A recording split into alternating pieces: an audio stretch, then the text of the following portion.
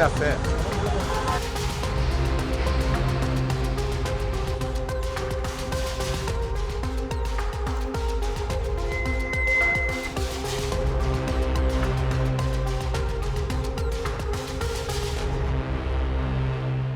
আমি গাড়ীখন মানে গণতান্ত্ৰিক দিৱসৰ কাৰণে মানে NCCৰ পৰা হেৰি লৈ আমাক বুলি ৰিকুৱেশ্যন কৰিছিলে, কিন্তু আমি গম পালোঁ যে পিছত গাড়ীখন চৰকাৰী মানে কামত নহয়, প্ৰাইভেট লৈ সিহঁতি অলৰেডি গাড়ীখন মানে পিকনিক খাব লৈ গ'ল।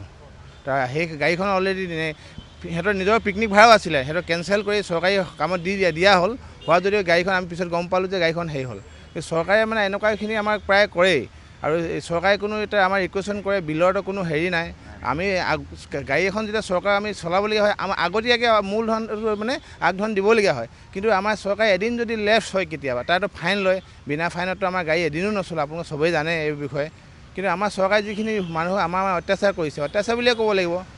আৰু এই আজি গাড়ীখন যদি ধৰক আমি এই বিষয় লৈ আপোনাৰ প্ৰেছৰ বিৰত দুষাৰ কৈছোঁ, হয়তো কাইলৈ একশ্যন লোৱাৰো মানে সিহঁতৰ দেখিব পোৱা যাব তেনেকুৱা, সেইটো যাতে নহয় আৰু চৰকাৰে। নাই তেনেকৈ আমাৰ তেনেকৈ একো কোৱা নাই, মানে কি গণতান্ত্ৰিক দিৱসৰ কাৰণে মানে NCC হেৰিৰ কাৰণে প্ৰেক্টিছৰ কাৰণে লৈছিলে, সেইবুলিহে আমি জানো, সেইবুলি আমি ক'বলৈ একো নাছিলে। নেক্সট দিন আমি যেতিয়া আমি গম পালোঁ সেই গাড়ীখন পাৰ্চনেলি মানে DC অফিচৰ পৰা পিকনিক খাব লৈ গ'ল, সেইটো কাৰণে আপোনালোকৰ ওচৰলৈ আজি কথাটো জনাবলৈ আহিলোঁ। নাই এইটো আমি পিছতে গম পাইছোঁ যে গাড়ীখন অলৰেডি পিকনিক নিয়াৰ পিছতে গম পাইছোঁ যে এইটো চৰকাৰী কাম নহয়, এইটো প্ৰাইভেট হিচাপত লৈ গৈছে সিহঁতে পিকনিক খাবলৈ। মানে সেই গাড়ীখন অলৰেডি এটা বেলেগ ভাড়া লোৱাও আছিলে পিকনিকৰ কাৰণে, কিন্তু সিহঁতৰ নিজৰ চৰকাৰী কাৰণে দি দিলে, তেখেত মেনেজ কৰিলে আৰু গাড়ীখন, কিন্তু সিহঁতি সেইটো নহয়। লাষ্টত দেখিলোঁ এইটো চৰকাৰী নহয় আৰু বস্তুটো মানে প্ৰাইভেট হিচাপত পিকনিক খাবলৈ গুচি গ'ল গাড়ীখন। এইটো কেতিয়াও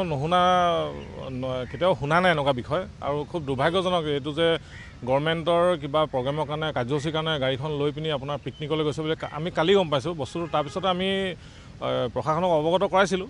তাৰপিছতে যিজন ADC নজৰত ব্ৰাঞ্চৰ যিজন ADC আছে প্ৰাণজিৎ গগৈ ছাৰ, তেওঁক ফোনো কৰিছিলোঁ মই 3বাৰ, তেওঁ ফোনটো নুঠালে, ৰিচিভ নকৰিলে, কিবা কামত হয়তো বিজি থাকিব পাৰে।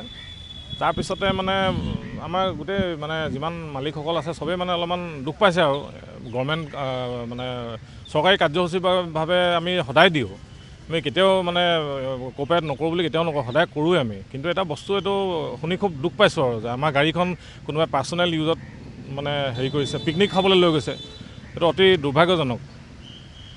আৰু ইয়াৰ পৰা মই এটা ক'ব বিচাৰিছোঁ যে আমাৰ এতিয়া যিটো আমি CM প্ৰগ্ৰেমত দি আছোঁ গাড়ীবিলাক, 16 তাৰিখৰ পৰা আমি কোঅপাৰেট কৰি আছোঁ। 16 তাৰিখৰ পৰা এতিয়া আপোনাৰ 26 তাৰিখলৈকে আমাক DT অফিচাৰে কৈছে যে গাড়ী লাগে, আমি তাত দি আছোঁ গাড়ী, এতিয়ালৈকে আজিও দিছোঁ 26 জানুৱাৰীৰ কাৰণে, কিন্তু আমি নিদিওঁ বুলি কেতিয়াও কোৱা নাই। কিন্তু এনেকুৱা ঘটনাবিলাক হ'লে আমাৰ অকণমান অসুবিধা এটা হয়। পিকনিক মানে কথাটো এনেকুৱা হ'ল, গাড়ীখন ধৰিলে শনিবাৰে ধৰক আপোনাৰ এটা বজাত গাড়ীখন ধৰিলে CM প্ৰগ্ৰামৰ কাৰণে বুলি, CM প্ৰগ্ৰামৰ কাৰণে ৰিকুৱেশ্যনৰ কাৰণে গাড়ীটো চৰকাৰক দিবই লাগিব। তো আমি তেনেকৈ ইমান একো নক'লোঁ আৰু ৰিকুৱেশ্যন লাগেতো ৰিকুৱেশ্যন গাড়ীখন জমা দি গুচি গ'লে NCC কেম্পত পল্টন বজাৰত। তো সিহঁতি ক'লে কি আজি ডিউটি নপৰে, বোলে কালিকৈ 7টা বজাত পৰিব ক'লে। বোলে 7টা বজাত পৰিব, তাৰপৰা সুধিলোঁ কেতিয়া আহিব, বোলে NCC ল'ৰাখিনি বোলে ডিউটি পৰিব খনিকৰ পাৰ্কত পৰি বোলে তোমাক বোলে 4টা বজাত এৰি দিয়া হ'ব, মানে দেওবাৰে 4টা বজাত, মানে শনিবাৰে ধৰিলে 1টা বজাত গাড়ীখন। তো সেইদিনানো দিনটো লছ কৰিলেই। তো মই ভাবিলোঁ চৰকাৰৰ কামত ধৰিছে চাগে এদিনৰ আগতে, সিহঁতৰ দেওবাৰ দিন কেতিয়াবা গাড়ী নাপাব পাৰেতো, কালি মানে দেওবাৰ দিনত গাড়ীটো নাথাকে ন, চবটো পিকনিক ভাড়া যায়। তো মই অকল এখন বাছে থৈছিলোঁ, মানে মোৰো ভাড়া আছিলে এনেকুৱা 25,000 26,000 মান দূৰৰো ভাড়া আছিলে। আৰু ধৰক এতিয়া যদি মই নগাঁও তেজপুৰ যাওঁতে 28,000 30,000 ভাড়া ন, তো তেনেকুৱা ভাড়া মই মিছ কৰি কেনে গাড়ীখন মই থৈছিলোঁ। তো সিহঁতৰ প্ৰগ্ৰামত ধৰাৰ কাৰণেতো চৰকাৰ বিচাৰিলেতো গাড়ী আমি দিবই লাগিব, অকল মই বুলি নহয়, গাড়ী যোন মালিকখনে দিবই লাগিব চৰকাৰৰ নিজৰ কামত। তাৰপিছত গাড়ীখন দিয়াৰ পিছত ৰাতিপুৱা খবৰ পাইছোঁ মানে 10টা বজাত বোলে পিকনিক খাব গৈছে গাড়ীখন। আৰু বাছখন ৰিকুৱেশ্যন বাছখন পিকনিক খাব কেনে লৈ গ'ল, মই ভাবিলোঁ কি মানে আমাৰ ষ্টাফে মানে লৈ গৈছে নি মনে মইতো সিহঁত ৰিকুৱেশ্যন গাড়ীখন পিকনিক কেনে ওলাব, মই ভাবিলোঁ আমাৰ ষ্টাফে চাগে বেলেগ ভাড়া পাই মনে গাড়ীখন চাগে ৰাতিপুৱা এৰি দিলে লৈ গ'ল নেকি। তাৰপিছত চাইছোঁ নহয় বোলে সিহঁতৰ পাৰ্টি আনিছিলে, যোনে ধৰিছিলে ৰিকুৱেশ্যনৰ হেৰিয়ৰ ৰিচৰ্চমেনে ধৰিছিলেতো, ধৰাৰ পিছত SG অফিচৰ পৰা মানুহ মানে গৈছে সিহঁতৰ ফেমিলি, DC অফিচৰ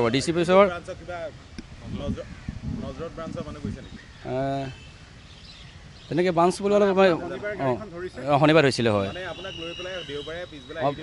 এৰি দিম পিকনিক লৈ গ'ল গাড়ীখন, নিজৰ ফেমিলি ল'ৰা ছোৱালী লৈ কিনে গৈছে পিকনিক খাবলৈ বগীবিল DC অফিচৰ।